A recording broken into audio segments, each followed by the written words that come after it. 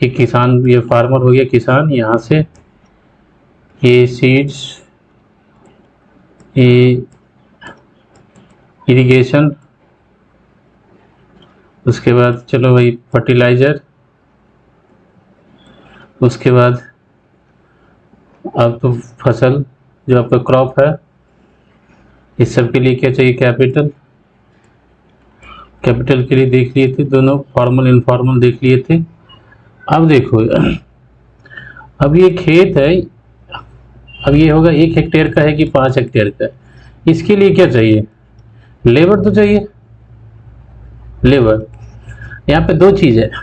यदि आपका ये छोटा खेत है 1 हेक्टेयर का है, तो मान लो फैमिली में 5 मेंबर है, तो सेल्फ कर सकते हैं, या दूसरा आपको लेबर मार्केट से लेके आना पड़ेगा। चलिए, यहाँ पे एक चीज़ है, जब हम एक रूरल एम्प्लॉयमेंट हम जब देखते हैं, तो ये आपका खेत है, क्रॉप फील्ड है आपका, आपके फैमिली में 5 मेंबर है, अब सभी इसमें लगे हुए हैं, इसी में 1 हेक्टेयर में लगे हुए हैं, जहाँ पे जरूरी है कितने, मतलब मान लो 2 आदमी मिलके इस खेत में जो प्रोड्यूस है उसको तैयार कर सकता है, उसकी जगह पे कितना लगा हुआ है? 5 आदमी। तो इसको क्या बोलते हैं? Disguised unemployment. Disguised unemployment. अब डिसगाइज्ड अनएम्प्लॉयमेंट है, इसका मतलब क्या? जो ह्यूमन रिसोर्सेज है, अच्छा, उसका क्या हो रहा है? मिस यूज हो रहा है। ठीक, तो अब बाकी मान लो 2 को हम इसमें एम्प्लॉयमेंट दे, बाकी 3 के लिए हमको क्या एम्प्लॉयमेंट का सोर्स जनरेट करना पड़ेगा। अब हम उसको देखेंगे बाद में एग्रीकल्चर के अंदर। ठीक, अब देखिए इस एग्री फील्ड में हमें लेबर चाहिए। अब लेबर में है क्या, जो बाहर से लाएंगे। एक चीज देखा गया है कि जब से मनरेगा आया है, एक स्टडी में देखा गया, मनरेगा आया है, तो मनरेगा में तो 100 दिन तक इसको मिल जाता है। तो मनरेगा में जब जॉब मिल जाता है, तो इससे क्या हो रहा है कि अब ये क्रॉप में, मतलब इस फार्मर के लिए, किसान के लिए लेबर मैनेज करना, लेबर जुटाना एक चैलेंज बन गया है। तो क्योंकि भाई पहले तो चलो भाई रूरल इंडिया में एम्प्लॉयमेंट का सोर्स नहीं था, अब तो चलो कोई नहीं भाई, मनरेगा में काम करने चले जाएंगे, खेत में नहीं जाएंगे। तो इससे क्या हुआ, एक तरह से मनरेगा की वजह से या तो आपको लेबर कॉस्ट बढ़ाना पड़ेगा। मान लो मनरेगा में 400 रुपये दे रहा है, तो आपको भी 400 देना पड़ेगा, या फिर बोलेगा 450 दोगे तब आप पे जाएंगे। तो क्या होगा? इनपुट कॉस्ट बढ़ गया, इनपुट कॉस्ट बढ़ गया। और आउटपुट क्या है? आउटपुट जो हम मार्केट में बेच रहा है वो क्या है? एमएसपी हो गया। ठीक, तो अब एक तो ये हो गया। दूसरा चीज एक और देखा गया है कि एक नया भी एक स्टडी में देखा गया, फेमिनाइजेशन ऑफ एग्रीकल्चर। अब इसमें क्या हो गया, ये आपका एग्रीकल्चर फील्ड है, ये आपका विलेज हो गया, गांव हो गया। अब यदि मान लो फैमिली ये ट्री है, ये फैमिली ट्री है, ठीक, ये फैमिली ट्री है। तो जब परिवार में संख्या बढ़ता है, तो उससे क्या होता है, जो आपके पास लैंड है, मान लो 5 हेक्टेयर है, अब परिवार बढ़ने से क्या हो गया, एक के पास 1 हेक्टेयर चला गया। अब इसको जब क्या, इससे एम्प्लॉयमेंट नहीं मिल रहा है, इससे इसकी ज़िंदगी नहीं चल रहा है, इससे इसका इनकम नहीं जनरेट हो रहा है, तब इससे क्या होता है? माइग्रेशन होता है। तो जिस स्टेट के अंदर एवरेज लैंड कम होगा, और दूसरा एम्प्लॉयमेंट का एक एडिशनल सोर्स नहीं होगा, एग्रीकल्चर में ही एम्प्लॉयमेंट का एक ऑप्शनल सोर्स नहीं होगा। सिंपल आपके खेत से आपके पास प्रोड्यूस मतलब निकालिए और उसे मार्केट में बेचिए, उसके अलावा और कुछ नहीं होगा, वैल्यू एडिशन ये सब नहीं होगा। तो इससे क्या होगा? माइग्रेशन होगा, क्योंकि उससे उसके परिवार चलेंगे नहीं, तो यहाँ से माइग्रेशन होता है। माइग्रेशन कहाँ होगा? शहर के अंदर। ठीक, शहर के अंदर। तो गांव में कौन बच जाएगी? महिला बच जाएंगी। तो ये महिला को एग्रीकल्चर के अंदर ये देखा गया कि इनका पार्टिसिपेशन ज़्यादा हो गया। तो इसीलिए बोलते हैं फेमिनाइजेशन ऑफ एग्रीकल्चर। जो महिला अब घर पे, अब जो जो मेल पर्सन है वो तो चला गया बाहर कमाने के लिए, दिल्ली मुंबई पंजाब इधर चला गया, तो जो महिला बनी बची वही अब उस खेती को देखभाल कर रही है। तो ये फेमिनाइजेशन ऑफ एग्रीकल्चर देखा गया। ये कहाँ देखा जाएगा? जहाँ पे ये एवरेज लैंड कम है वो उस पर छोड़िए। लेबर का इशू देख लिए। लेबर के इशू में हम केवल एक तो मनरेगा देखे हैं, लेबर के इशू में और सब और सारे यदि हम इशू यदि चेक करें और देखें, अब मनरेगा से क्या एडवांटेज है क्या डिसएडवांटेज है इस सबको हटाएंगे, ये क्योंकि यदि देखेंगे तो इसमें बहुत कुछ हम देख सकते हैं। कैसे? जैसे कि मान लो इसको बॉन्डेड लेबर जो है, बॉन्डेड लेबर वो वाला सिस्टम खत्म होता है इससे, ठीक। सोशल डिस्पैरिटी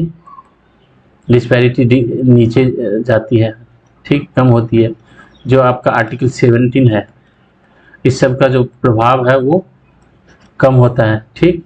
आर्टिकल 40 इस सब में एक पॉजिटिव देखा जा रहा है, ठीक। उसके बाद इनकम लेवल है वो सब बढ़ता है। हम मनरेगा का देख रहे हैं, इनकम लेवल है उस सब बढ़ता है।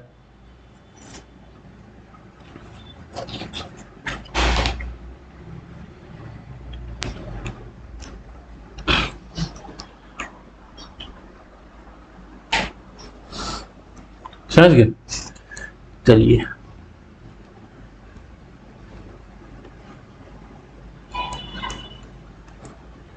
अब देखिए, अब आपका प्रोड्यूस तैयार हो गया। अब इसका क्या होगा?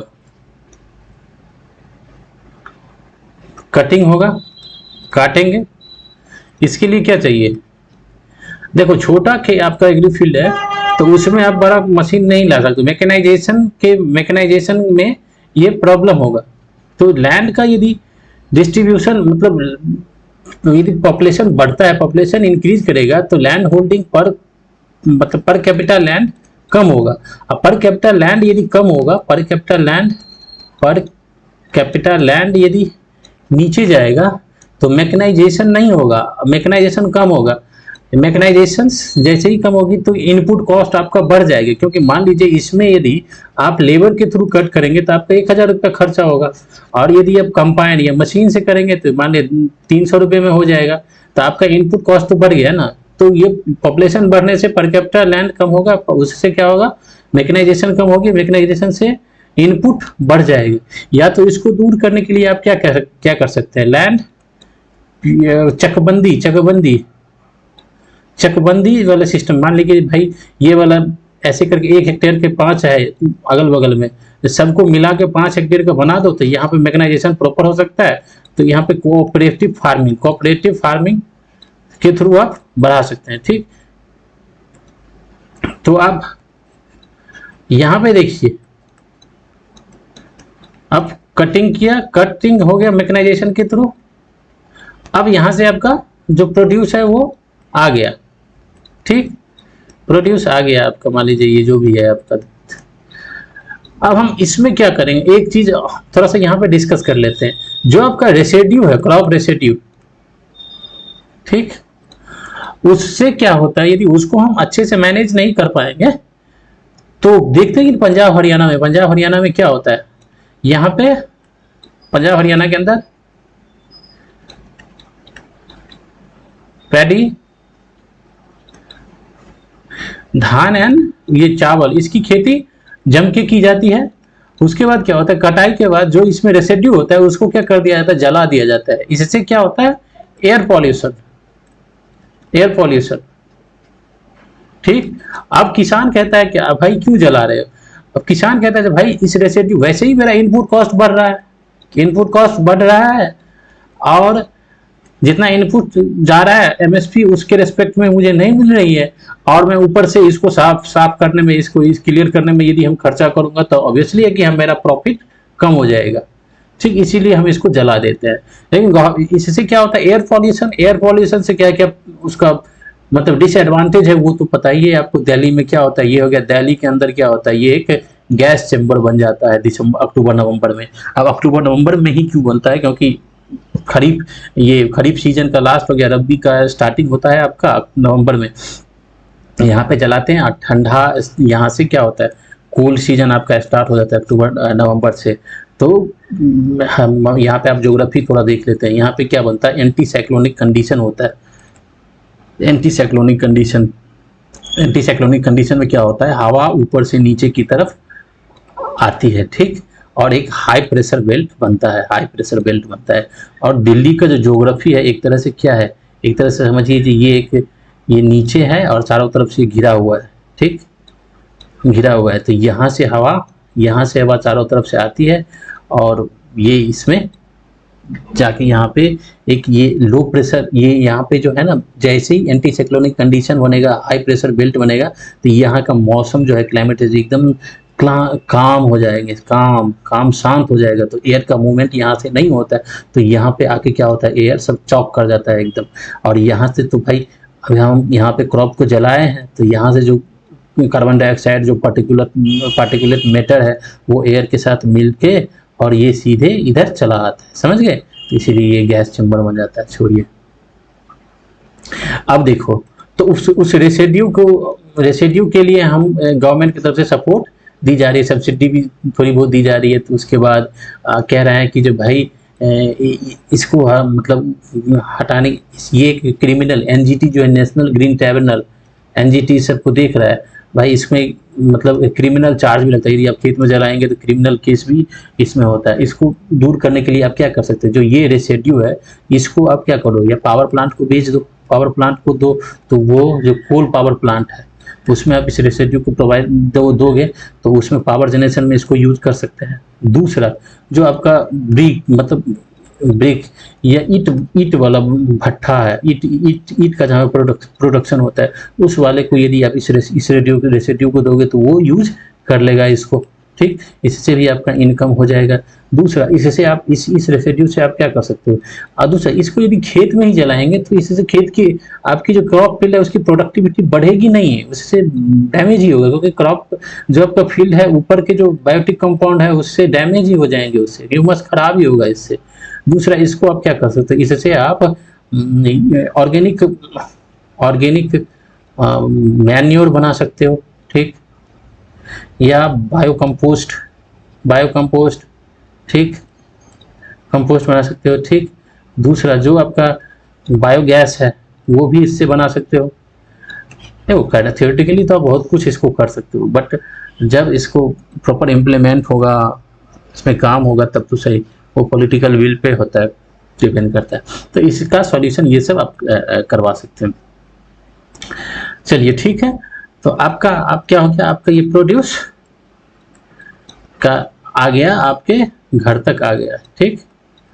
अब इसको क्या करोगे, या तो जो भाई जो आपको खाने में जो यूज होगा वो अपना निकाल लिया, उसके बाद आपको बेचना है।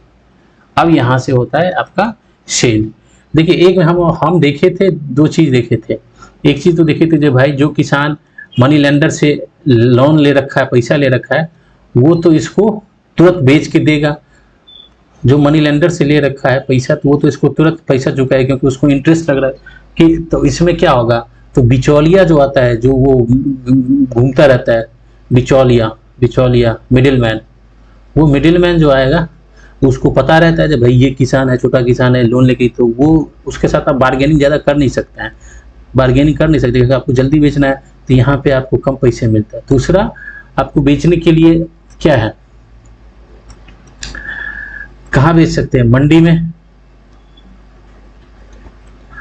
APMCs, agriculture produce marketing committee, APMCs में। उसके बाद क्या हो गया है, एक नया आया है ई नैम, हम देखते हैं ई नैम के थ्रू। एक नया आया है ग्राम्स, ठीक, इस सब में आप बेच सकते हो। उसके बाद क्या, एक्सपोर्ट भी है, एक्सपोर्ट भी कर सकते हैं। चलो भाई, एक्सपोर्ट भी करेंगे। उसके बाद अच्छा, चलो बेचेंगे, तो पैसा कितने पैसे में बेचेंगे ये कौन डिसाइड करता है, कुछ तो मूल्य तो होगा। तो इसके लिए क्या है, एमएसपी, ठीक। जो एमएसपी है, अब हम उसको थोड़ा सा देख लेते हैं।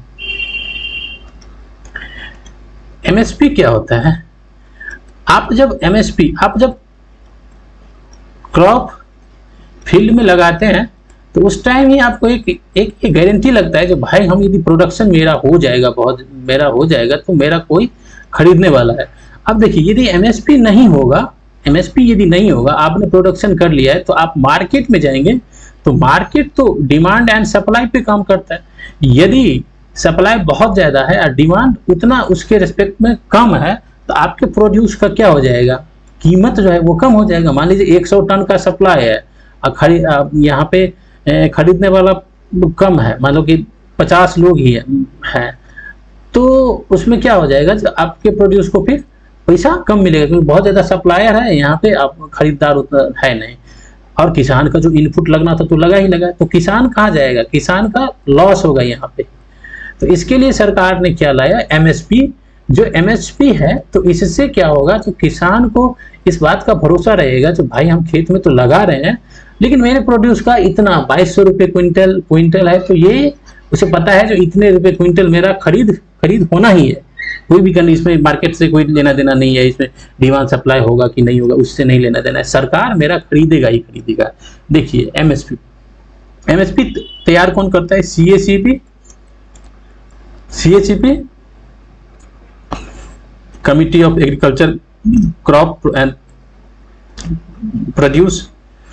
ये सीएसीपी देता है, किसको देता है, ये सीएसीपी किसको देता है, गवर्नमेंट को देता है, किसको, उसको देता है मिनिस्ट्री ऑफ नहीं, प्रधानमंत्री प्राइम मिनिस्टर का जो कमिटी होता है, अलग अलग कमिटी, उस कमिटी में देता है, उस कमिटी को देता है प्राइम मिनिस्टर की जो कैबिनेट कमिटी, अलग अलग कमिटी नहीं होते, committee of parliamentary affairs, committee of economics, ये सब कमिटी होता है, उसको देता है, वो लास्ट में उसको डिसाइड करता है। ये सीएसीपी इसको रिकमेंड करके उस कमिटी को देता है, प्राइम मिनिस्टर को वाले कमिटी को, और वो डिसाइड करता है। एमएसपी में होता क्या है, एमएसपी में देखिए minimum support price, minimum support price, ठीक, एमएसपी। इसमें एक फार्मूला होता है ए प्लस एफएल, इस फार्मूले से होता है डिसाइड। अब A2 प्लस एफएल फार्मूला में होता क्या है, A2 फार्मूला में क्या, जैसे कि ये देखिए आपका ये क्रॉप फील्ड है, तब इसमें आपको लेबर में कितना खर्चा हुआ है, ठीक, उसके बाद आपको ये इरिगेशन पे कितना खर्चा हुआ है, आपको पेस्टिसाइड में कितना खर्चा हुआ है, आपको फर्टिलाइजर में कितना खर्चा हुआ है, आपको सीड्स में कितना खर्चा हुआ है, ठीक, ये सब जोड़ के ये A2 में आता है। और एफएल क्या होता है, जैसे कि आप अपने परिवार में आपके 5 आदमी हैं, यदि वो इसमें काम कर रहे हैं तो इसकी क्या मेहनताना, मतलब इनकी क्या मजदूरी होगी, लेबर कॉस्ट, उसको जोड़ करके एमएसपी निर्धारित की जाती है, ठीक। तो A2 प्लस एफएल का जो होगा, समझ गए, वो एमएसपी तैयार की जाती है, समझ गए। अब ये एमएसपी डिसाइड हो गया, आपका लेबर कॉस्ट ये सब आपका एमएसपी हो गया, भाई इतने एमएसपी में आपको ली जाएगी, आपका प्रोड्यूस को खरीदा जाएगा। अब एमएसपी के साथ एक प्रॉब्लम ये है कि जो स्वामीनाथन कमेटी है, स्वामीनाथन कमेटी ये और सब कह रहा है, ये वो कह रहा है भाई C2 फार्मूला को अप्लाई करो। अब C2 फार्मूला पे आता क्या है, C2 फार्मूला में कहता है कि जो भाई हमने जो कैपिटल लिया है मार्केट से, कहीं बाहर से, उस कैपिटल पे जो इंटरेस्ट लग रहा है उसको भी आप इसमें जोड़िए। दूसरा, जो मेरा लैंड है, लैंड का जो हमको रेंट देना पड़ रहा है, उसको भी आप इसमें जोड़िए, ठीक। इस सब को जोड़िए, फिर उसके बाद आप एमएसपी को डिसाइड कीजिए। लेकिन गवर्नमेंट कहता है जो भाई ये सब करेंगे तो कैपिटल आप कितना लिया है, इसको कितना लिया है, सब करेंगे तो एमएसपी बहुत ज्यादा होगा, तो उससे क्या होगा, गवर्नमेंट का जो एक्सपेंडिचर है वो बहुत ज्यादा बढ़ जाएगा, जो गवर्नमेंट का कहना है, ये नहीं लेंगे। अब एमएसपी जो दी जाती है रबी के लिए, रबी क्रॉप 14 रबी क्रॉप है आई थिंक, फिर खरीफ क्रॉप कितना, ये एक्चुअल चीज है, और उसके बाद और क्रॉप है, जैसे कि आपका जूट हो गया, कॉटन हो गया, इस सब को भी इसका भी एमएसपी डिसाइड किया जाता है। ठीक, एक होता है एफआरपी, होता है फेयर रेम्यूनेटिव प्राइस, प्राइस। ये जो होता है ना, वो किसके लिए होता है? ये होता है आपको शुगर केन के लिए, शुगर केन के लिए,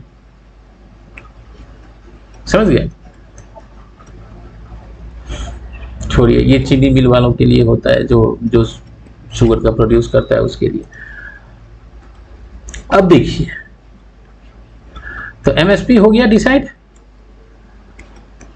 आप एमएसपी पे आप जाके बेचिए,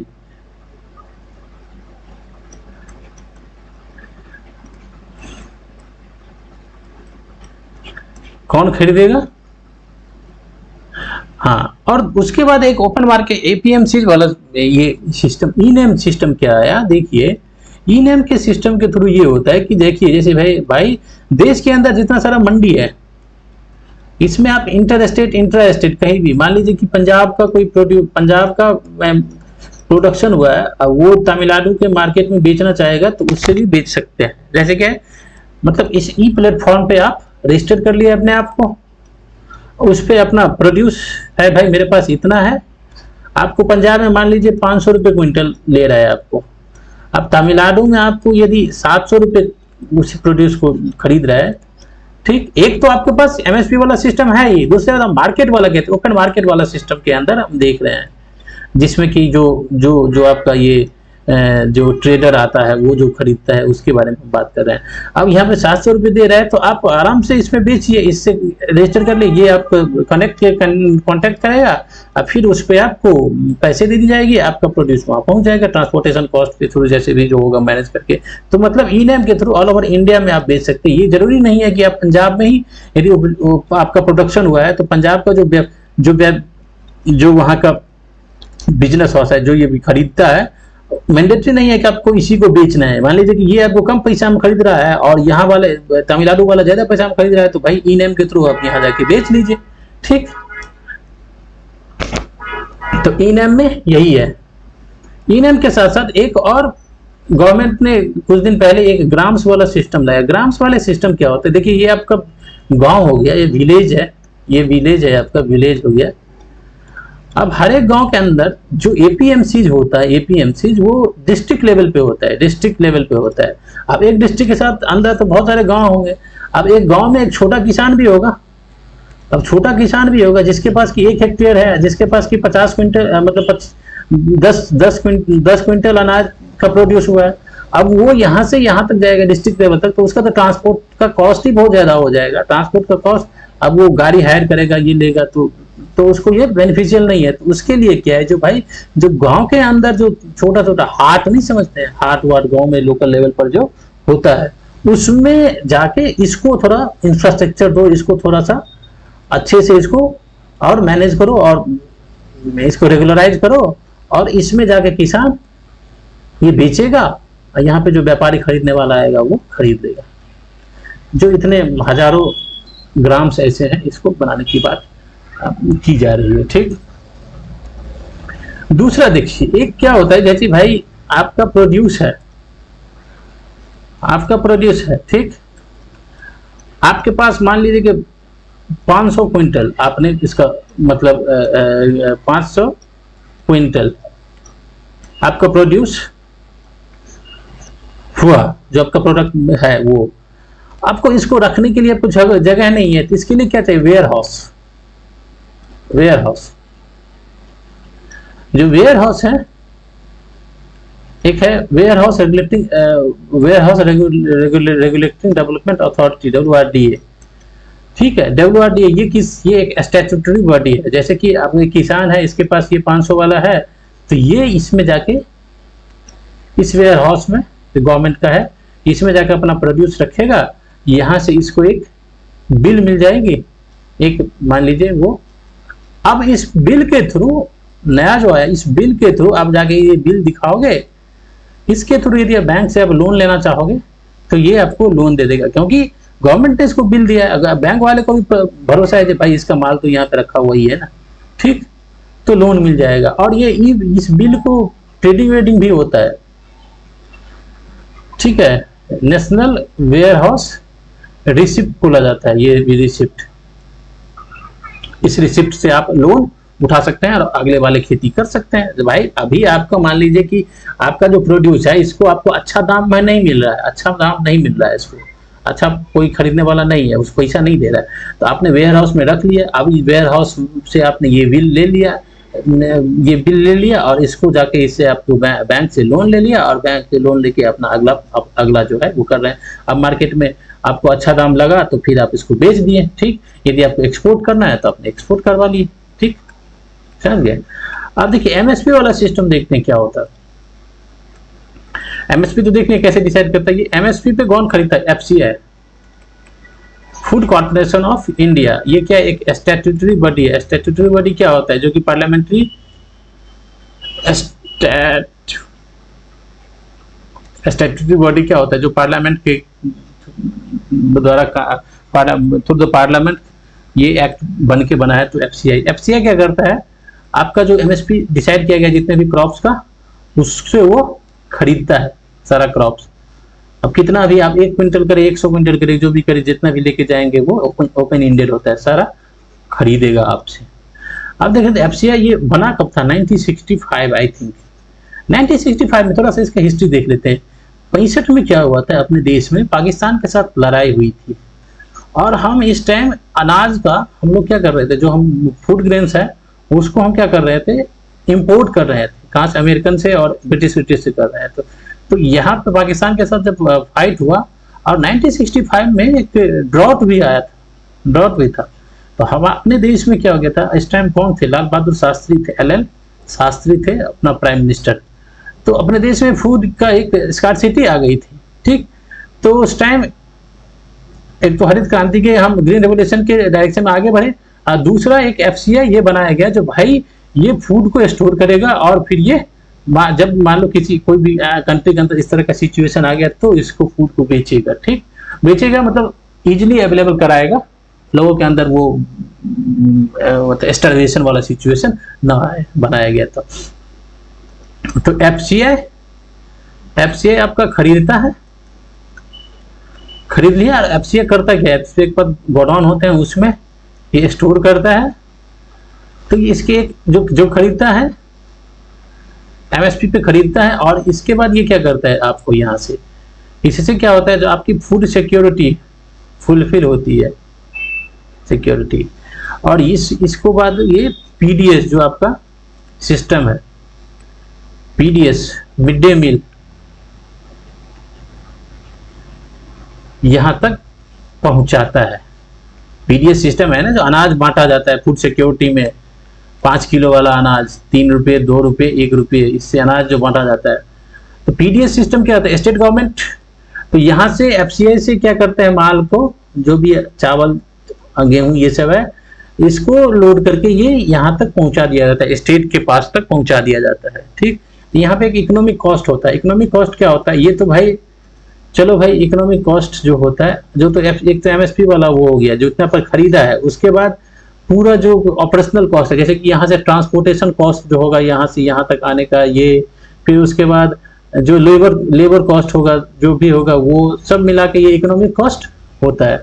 तो पीडीएस स्टेट यहाँ तक आ गया, स्टेट के पास तक। आप स्टेट जो गांव में जो ये फेयर प्राइस ये शॉप होता है एफपीएस वाले, उस पर जाके आप खरीदते हैं अनाज। जो अभी जैसे कोरोना के टाइम में 80 करोड़ लोगों को दिया गया था ना अनाज, 5 किलो डबल कर दिया गया था। तो ये इसी ऐसे थोड़ा क्रॉप आपका हुआ, एमएसपी पे बेचे, एफसीआई खरीदा, एफसीआई इसको यहाँ पे पहुंचाया। जो आपका मिड डे मील है स्कूल में, जो फ्री में मिलता है अनाज, वो ये सब सिस्टम है। अब देखिए थोड़ा सा, अब हम इसको क्रिटिसाइज, ये तो हम डायरेक्ट देख लिए, क्रिटिसाइज भी देख लेते हैं। जैसे देखो भाई, अब एफसीआई खरीद लिया बहुत कुछ, जितना लेके आएंगे सब खरीदेगा। एफसीआई के पास गोडाउन नहीं होगा, गोडाउन नहीं होगा भाई, तो क्या होगा? फूड ग्रेन बर्बाद होंगे, ठीक। अब एफसीआई जितना खरीद लिया है, ठीक, उससे भाई मार्केट में यदि आपको पीडीएस वीडीएस ये सब करने के बाद भी आपके पास बहुत सारा मतलब सरप्लस बच जाता है, ठीक। अब मार्केट में आप बेचेंगे, मार्केट में उतना कॉस्ट नहीं मिल रहा है, तो क्या होगा, आपकी जो फूड ये सब्सिडी है वो हैवी होती जाएगी, तो गवर्नमेंट का एक्सपेंडिचर बढ़ेगा, ठीक। तो उसके बाद क्या करते हैं, या तो एक्सपोर्ट करेंगे।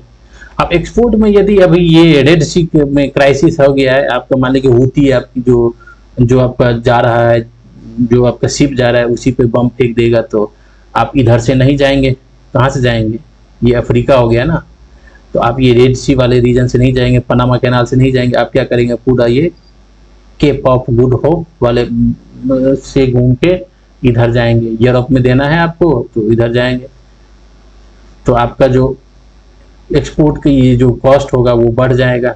इंटरनेशनल मार्केट में आप टिक पाएंगे कि ना टिक पाएंगे वो अलग चीज है। तो भाई हो गया यहां तक,